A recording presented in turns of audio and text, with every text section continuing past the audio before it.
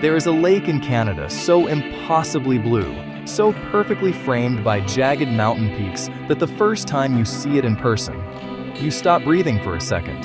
I've been to dozens of countries. I've stood at the rim of the Grand Canyon. I've watched the sun set over the Aegean Sea.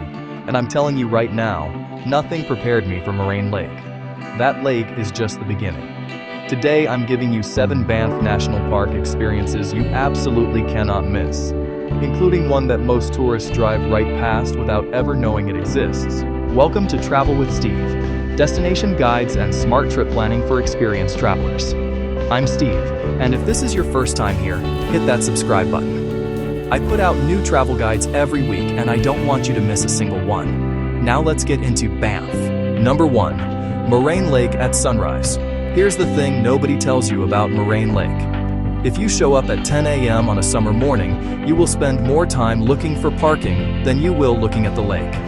The Parks Canada reservation system now controls access. You need to book ahead or take the shuttle from Banff or Lake Louise. But if you get there at first light, the lake is glass calm, the 10 peaks glow orange and pink, and you might have the entire shoreline almost to yourself for about 20 minutes before the crowds arrive. That 20 minutes is worth everything. Pro tip: book your shuttle pass through the Parks Canada website the moment your trip dates are confirmed. They sell out weeks in advance in peak summer. And don't miss the Rockpile Trail. It's a 10-minute walk from the lakeshore to a viewpoint that gives you the full panorama. That's the shot you've seen on every Canadian calendar and postcard. Stand there yourself and you'll understand why. Number 2, Lake Louise and the Plain of Six Glaciers Trail. Lake Louise absolutely lives up to the hype. The color of the water, that electric, impossible turquoise, comes from glacial rock flour suspended in the lake.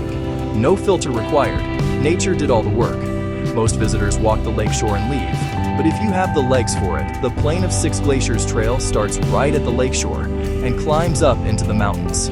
About 5.5 kilometers up, there's a historic tea house that's been serving hikers since 1924. They bake everything fresh daily and carry all supplies up by horse. The views of the Victoria Glacier from that tea house deck are something you will not find on any tourist brochure. It's a full half-day commitment. Every minute is worth it. Number 3. Johnston Canyon. This is the hidden gem in plain sight. Johnston Canyon is one of the most spectacular short hikes in all of the Canadian Rockies, and it's 45 minutes from Banff Town on the Bow Valley Parkway.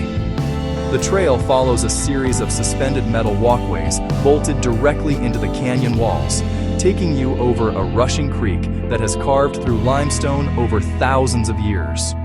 The lower falls are dramatic. The upper falls are jaw-dropping, a 30-meter column of water crashing into a narrow slot canyon. The whole loop is about 11 kilometers return and takes 3 to 4 hours at an easy pace. Most tourists stick to the main highway and never know this exists. You now have no excuse.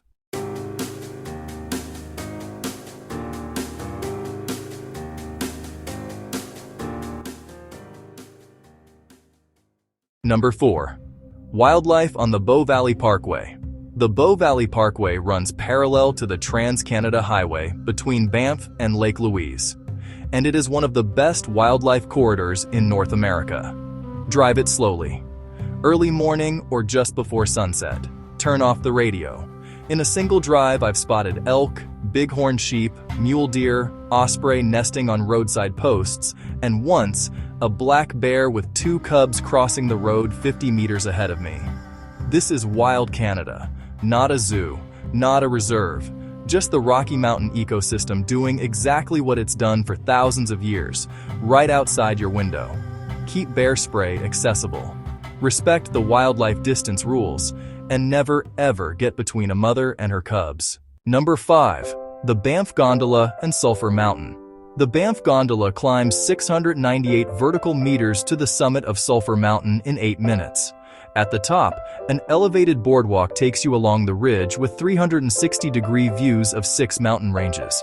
There's a historic cosmic ray station at the summit that operated continuously from 1957 to 1978 as part of the International Geophysical Year research. Scientists lived up here through Rocky Mountain winters to measure cosmic radiation from outer space. Book gondola tickets in advance online. Lineups can run over an hour in peak summer. Bring an extra layer. The summit sits at 2,281 meters, and the wind comes straight off the glaciers. Number 6. Icefields Parkway. If you do nothing else in the Canadian Rockies besides this drive, you will have lived. The Icefields Parkway runs 232 kilometers from Lake Louise to Jasper through the most concentrated stretch of mountain scenery on the planet. Stop at Peyto Lake. From the lookout above, the lake is shaped like a howling wolf. Stop at Bow Lake. Walk to the edge of the Athabasca Glacier at the Columbia Icefield. You're standing on ice that is 300 meters deep and has been there for 10,000 years. Build a full day for this drive. Don't rush it.